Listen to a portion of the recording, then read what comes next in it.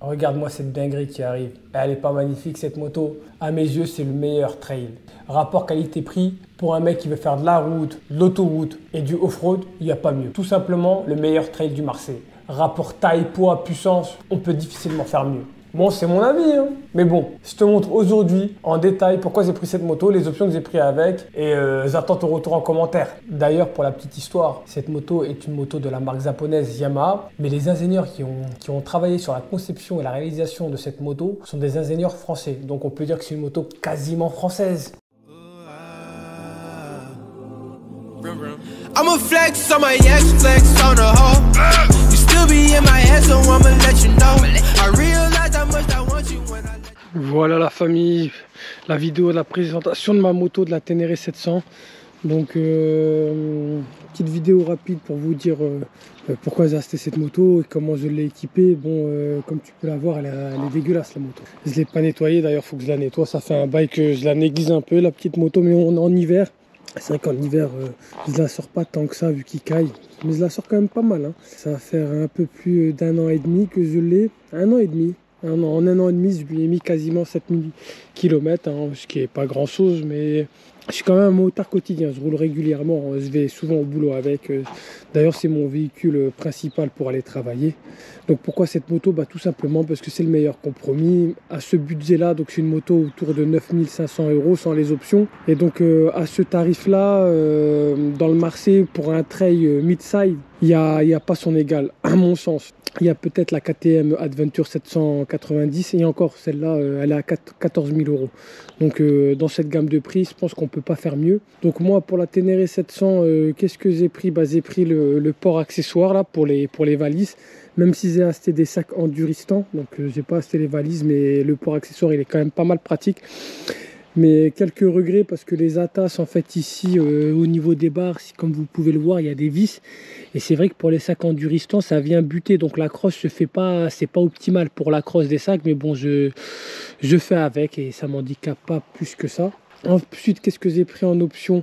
En option, j'ai pris le garde-boue ajouré en aluminium. En série, il est en plastique. En fait, moi, honnêtement, ce truc-là, je l'ai pris essentiellement pour le côté design, hein. Ça lui apporte un peu plus de cassé au niveau de la moto. Ensuite, j'ai pris aussi le guide de scène. Donc, au départ, quand tu commences la moto, les off-road, tu t'imagines faire des bonds hallucinants. Donc, tu vas dire, je vais sauter des trucs et tout. Je vais faire des sauts de 4 mètres, 5 mètres.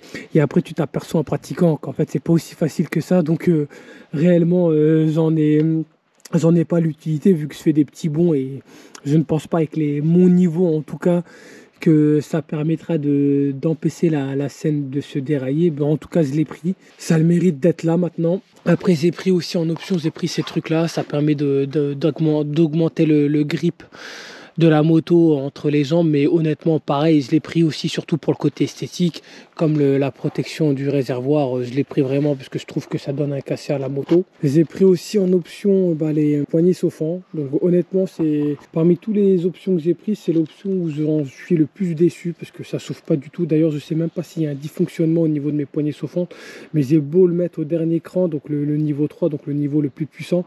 Honnêtement, l'hiver, ça souffre rien du tout. Et des retours que j'ai eu sur Internet, il y en a plein qui sont dans la même situation que moi.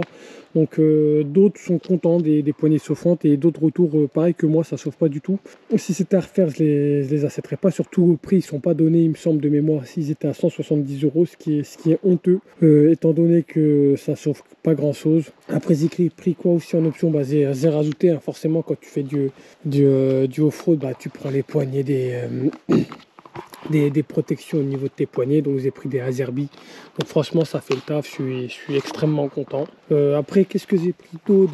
La protection phare, en fait tout est d'origine, hein, sauf les Azerby, c'est mon concessionnaire qui me les a montés, mais tout est d'origine Yamaha. Donc protection phare, ça je pense que c'est un minimum, c'est la base. Après, ce que j'ai pris la protection de la moto, hein, les crash bars là, comme vous les avez pu le voir, j'en suis satisfait. Finalement, ils ont plié qu'une seule fois. Je les ai refait pas mal d'autres chutes et ils ont plus jamais cédé. Donc honnêtement, pour l'instant, je compte les garder, hein, il faut encore la faire. Après, qu'est-ce que j'ai pris d'autre?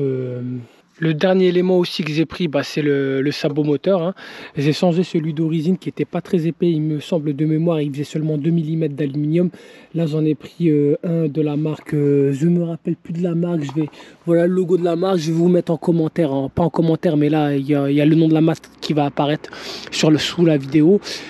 Ça fait 4 mm d'épaisseur, donc la protection là elle est optimale. Honnêtement j'en suis extrêmement content.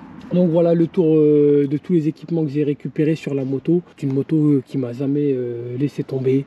Honnêtement, en plus je l'entretiens pas plus que ça. D'ailleurs, il faudrait que je sois un peu plus assidu sur son entretien pour en prendre soin. Bon, j'en prends soin. Quand je parle d'entretien, c'est le nettoyage. C'est vrai que je la nettoie pas comme je devrais la nettoyer. Mais à part ça, elle fait son taf. Le truc, c'est un tracteur. Elle est joueuse. Elle a beaucoup de couple à bas résine, une roue de 21 pouces, roue à rayon. Donc c'est pas des pneus à bâton, c'est des pneus à rayon, c'est le minimum pour le off-road. Donc roue de 21 pouces, garde-sol élevé. Pareil, le pot d'échappement, je trouve qu'il fait un joli bruit, c'est pas top. Moi, pour mon usage, je compte pas le changer. Donc ça fait l'affaire pour ce que je veux en faire. Et voilà.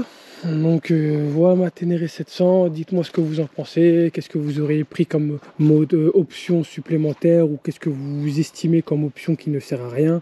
Et dernière question, à ce budget là pour l'utilité qu'on veut en faire, est-ce que vous avez d'autres motos? C'est vrai, une moto à moins de 10 000 € qui te permet de faire tout ça, honnêtement il n'y en a pas des masses. Donc voilà, j'attends vos retours à la famille, vous allez peut-être me donner des idées, mais en tout cas moi pour l'instant RS. Le seul bémol que j'ai à reprocher sur cette moto, c'est que durant mes sorties off-road, j'ai un peu voilé le guidon en tombant, à force de tomber, ce qui est tout à fait normal. Mais apparemment, quand je me suis renseigné sur mon concessionnaire, ils m'ont dit que c'était aussi en rapport aussi avec les pantons. Les pontons peuvent se désaxer en tombant et c'est vrai qu'apparemment c'est une fragilité, c'est les Ténéré 700, c'est tous les trails en fait de manière générale, les gros trails, et qu'il faudrait mettre plutôt des pontons qui viennent du monde de l'enduro. Donc actuellement Yamaha travaille sur ça, donc dès qu'ils sortiront des pontons adaptés pour un usage trail intensif off-road, je pense que je mettrai des pontons d'enduro. Voilà, et pour les pneus, finalement les pneus honnêtement pour un usage off-road quand il sur temps sec, ça fait l'affaire. Je pense que les prochains pneus après ceux-là, ça sera des pneus un peu plus dédiés off-road, mais pour l'instant honnêtement ça fait le taf. Hein. Salut mon ami, en faisant le montage de cette vidéo, je me suis aperçu que j'avais oublié certaines options sur ma moto, notamment la selle rallye. Donc elle est en option. Sur la selle d'origine en fait elle est beaucoup plus basse, donc ici c'est une selle qui surélève légèrement la moto de quelques centimètres. Elle te permet d'avoir un confort accru. Je trouve qu'elle donne une silhouette en fait un peu plus droite à la moto. Ça lui donne un cassé supplémentaire je trouve, et en termes de confort, surtout pour le passager, elle est plus confortable vu qu'elle est plus épaisse. Autre option que j'ai oublié de te parler, c'est l'allume-cigare en fait, la prise allume-cigare. De base t'en as qu'une, et en fait j'ai pris l'option, je crois que c'était pour 12 € de plus, tu as une deuxième prise allume-cigare, donc faut pas s'en priver hein, pour le prix que ça coûte. Et dernière chose que je devais te dire, c'est pas vraiment une option mais j'ai oublié de t'en parler, c'est la fourche inversée. Sur certains trails, sur les trails haut de gamme, toutes les fourches sont inversées, mais sur d'autres trails, petits trails et tout, les fourches elles sont pas inversées, donc ça c'est un élément important à prendre en compte je trouve, donc c'est pour ça que je le notifie sur cette vidéo. Bon voilà, c'est tout pour moi, j'espère que cette vidéo t'a plu. Oh mec, je suis une grosse tête en l'air, j'ai encore oublié un équipement hyper important quand tu fais du trail et que tu passes par du off-road, le protège radiateur. Et effectivement j'ai pris un protège radiateur, c'est la base, donc je te conseille d'en prendre un si tu veux faire du off-road avec ta moto. Et aussi j'ai pris l'option béquille centrale sur la Ténéré 700, c'est une option qui facilite grandement l'entretien de ta moto, notamment le graissage de ta scène. Donc voilà, c'est les deux dernières options que j'ai prises sur cette moto, donc je tenais à te les partager. Fais-moi ton retour, dis-moi ce que tu en penses, est-ce que les options t'intéressent, est-ce qu'elles sont utiles? Tu connais la chanson, abonne-toi, like, et je te dis à la prochaine. Ciao. T'as cru qu'on allait s'abandonner sans que je te fasse écouter le joli bruit du pot d'échappement? Mais attends, écoute-moi cette berceuse. Cette berceuse plutôt se réveille. Allez, c'est parti. Hop, hop, hop, hop, hop.